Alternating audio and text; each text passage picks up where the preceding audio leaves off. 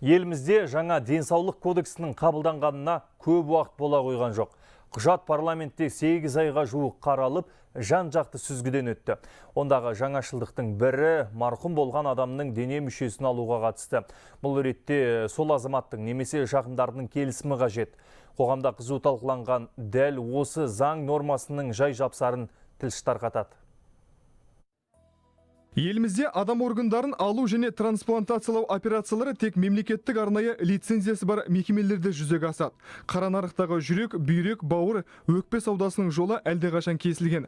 Алайда шетелде ондаған ақш долларына бағаланатын адамның дене мүшелеріне сұраныс жоғары. Осы жайт қолданыстағы денсаулық кодексін өзгертуге түрткі болды. Үстіміздегі жылдың 7 шілдесінде президент жаңа кодекске қол қойды.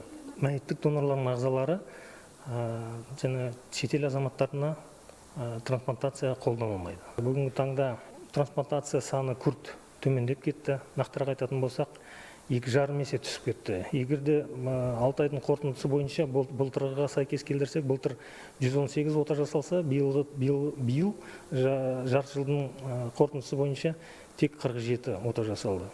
Жыл сайын елімізде жүздеген реципиент, яғни трансплантацияға мұқтаж жан кезек күтіп, ақыры өмірімен қоштасады. Жаңа кодексте адамның дене мүшесін қандай жағдайда алуға болатыны айқындалған. Ол үшін донор көзі тірі кезінде келісім беруі қажет. Ал бақилық болғандар үшін жұбайы немесе жақындары шешім қабылдайды. Соған қарамастан біздің трансплант үйлестірушілер жұмысын жүргізіп жатыр. Осы жарты жылдың ішінде 66 әлеуетті донор анықталған.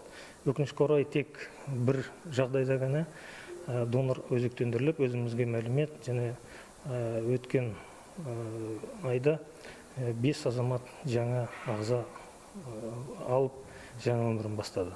Еліміз бойынша трансплантация кезегінде 2,5 мыңға жуық адам тұр. Бірі бүйрек, бауыр, енді бірі жүрек немесе өкпесін ауыстырып, өмірін жалғастырғысы келеді.